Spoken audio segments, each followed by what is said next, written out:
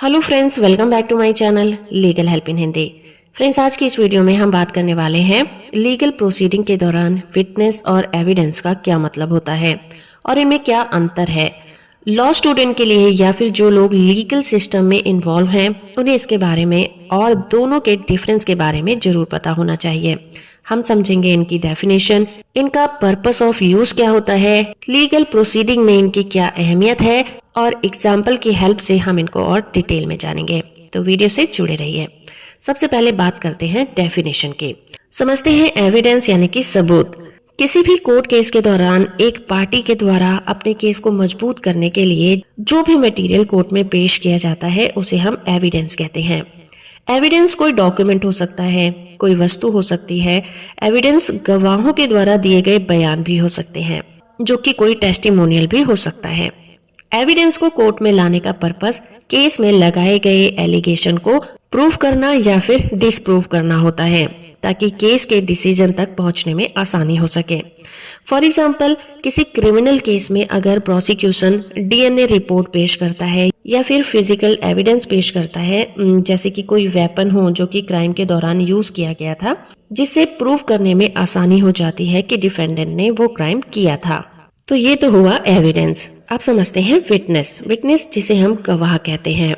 जैसे कि हमने जाना कि एविडेंस कोई मटेरियल हो सकता है, लेकिन विटनेस एक पर्सन होता है जिसे कोर्ट में गवाही के लिए बुलाया जाता है, जिसे उस केस के बारे में जानकारी होती है और अपनी नॉलेज के बलबूते पर वो कोर्ट में अपनी गवाही देता है।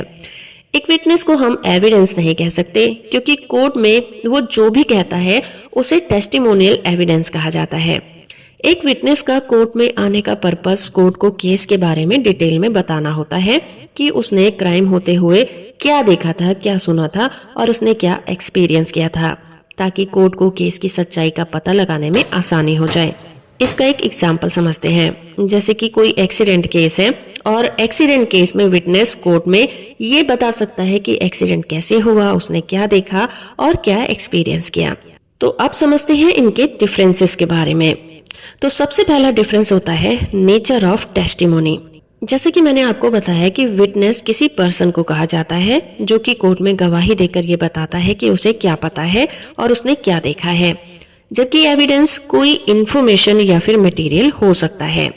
फॉर एग्जाम्पल, किसी रॉबरी केस में विटनेस ये बताता है कि उसने क्या देखा था और क्या सुना था, जबकि उसी रॉबरी केस में कोई वीडियो फुटेज कोर्ट में पेश किया जाता है तो वो एविडेंस कहलाता है। दूसरा डिफरेंस है टाइप ऑफ टेस्टिमनी। विटनेस जब कोर्ट में गवाही देता है तो उसे टेस्टिमोनियल एविडेंस कहा जाता है, क्योंकि उसने वो एक ओथ के साथ रिटन में कोर्ट में दिया होता है और कोर्ट को विश्वास दिलाया होता है कि वो जो भी कह रहा है वो बिल्कुल सच है। जबकि एविडेंस में बहुत सारे फिजिकल डॉक्यूमेंट हो सकते हैं और कोई एक्सपर्ट की राय भी हो सकती है। फॉर एग्जाम्पल, जैसे कि किसी केस में फिंगरप्रिंट मिलना एविडेंस होगा, जबकि किसी डॉक्टर की रिपोर्ट पेश होना टेस्टिमोनियल विटनेस होगा, क्योंकि डॉक्टर का ये कहना कि डेथ कैसे हुई वो एक एक्सपर्ट ओपिनियन है, तो इसे हम टेस्टिमोनियल एविडेंस कहते हैं। तीसरा डिफरेंस है इवैल्यूएशन। चाहे वो विटनेस हो या फिर एविडेंस, दोनों को अपोजिट पार्टी के द्वारा चैलेंज किया जा सकता है।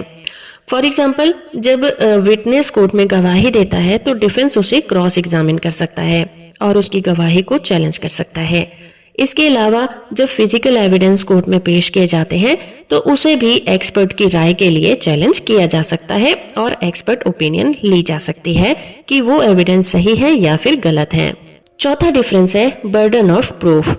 किसी भी केस की लीगल प्रोसीडिंग में बर्डन ऑफ प्रूफ दावा या फिर क्लेम करने वाली पार्टी पर होता है, चाहे वो विटनेस के जरिए करे या फिर एविडेंस के जरिए करे। जबकि एविडेंस को फैक्ट्स को प्रूफ करने के लिए पेश किया जाता है और विटनेस क्लेम को प्रूफ करने के लिए एडिशनल सपोर्ट का काम करता है। जो भी एविडेंस कोर्ट में पेश किए जाते हैं वो फैक्ट्स को प्रूफ करने के लिए पेश किए जाते हैं, लेकिन विटनेस क्लेम को प्रूफ करने के लिए एक एडिशनल सपोर्ट का काम करते हैं। जैसे कि किसी मारपीट के केस में विटनेस का पेश होना और ये बताना कि उस वक्त क्या हुआ था, और एविडेंस के तौर पर उसी लड़ाई की वीडियो रिकॉर्डिंग या फिर ऑडियो रिकॉर्डिंग को कोर्ट में पेश करना कि इसमें कितनी सच्चाई है। पांचवा डिफरेंस है क्वांटिटी। किसी भी केस में कितने भी विटनेस या फिर एविडेंस होंगे इसकी कोई भी बाउंडेशन नहीं होती है, जबकि किसी केस में एक विटनेस या एविडेंस भी हो सकता है।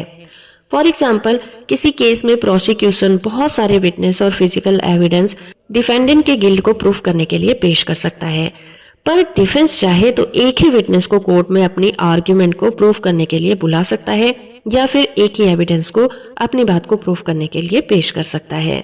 छठा डिफरेंस है मेथड ऑफ प्रेजेंटेशन। एविडेंस को कोर्ट में कई तरीके से पेश किया जा सकता है, जैसे कि एक्सपर्ट ओपिनियन, रिलेटेड डॉक्यूमेंट के द्वारा, जबकि विटनेस को फिजिकली तौर पर खुद कोर्ट में पेश होना होता है और विटनेस को क्रॉस एग्जामिन भी किया जा सकता है। फॉर एग्जाम्पल, जैसे कि किसी क्राइम सीन की वीडियो रिकॉर्डिंग कोर्ट को दिखाना, ये एविडेंस हो गया, और उस वीडियो की ऑथेंटिसिटी को प्रूफ करने के लिए एक्सपर्ट को कोर्ट में गवाही के लिए बुला लेना। सातवां डिफरेंस है ऑब्जेक्टिव वर्सेस सब्जेक्टिव। एविडेंस को यूजुअली ऑब्जेक्टिव कंसीडर किया जाता है क्योंकि ये फिजिकली ऑब्जेक्ट होते हैं, जैसे कोई डॉक्यूमेंट हो गया, वीडियो ऑडियो रिकॉर्डिंग हो गई, इसीलिए इन्हें ऑब्जेक्टिव कहा जाता है। जबकि विटनेस सब्जेक्टिव होते हैं क्योंकि वो पर्सनली तौर पर कोर्ट में अपनी गवाही देने के लिए पेश होते हैं। फॉर एग्जाम्पल, किसी कोर्ट में डीएनए रिपोर्ट को पेश करना, ये ऑब्जेक्टिव एविडेंस है, जबकि विटनेस सब्जेक्टिव होते हैं क्योंकि उन्होंने क्राइम के दौरान जो देखा और सुना, एक्सपीरियंस किया होता है, वो उसे मुंह जबानी कोर्ट को बताते हैं। तो दोस्तों, इस तरह से एविडेंस हो या फिर विटनेस, लीगल प्रोसीडिंग में दोनों ही बहुत इंपॉर्टेंट रोल को प्ले करते हैं। दोनों अलग अलग पर्पस को प्रूव भी करते हैं, लेकिन दोनों एक दूसरे से जुड़े हुए भी माने जा सकते हैं और किसी भी क्लेम को कोर्ट में प्रूव करने के लिए अपनी अहम भूमिका निभाते हैं। तो हो फ्रेंड कि आपको ये वीडियो पसंद आई होगी। वीडियो इन्फॉर्मेशन अच्छी लगी है तो आप इसे लाइक और चैनल को सब्सक्राइब करना बिल्कुल मत भूलिएगा।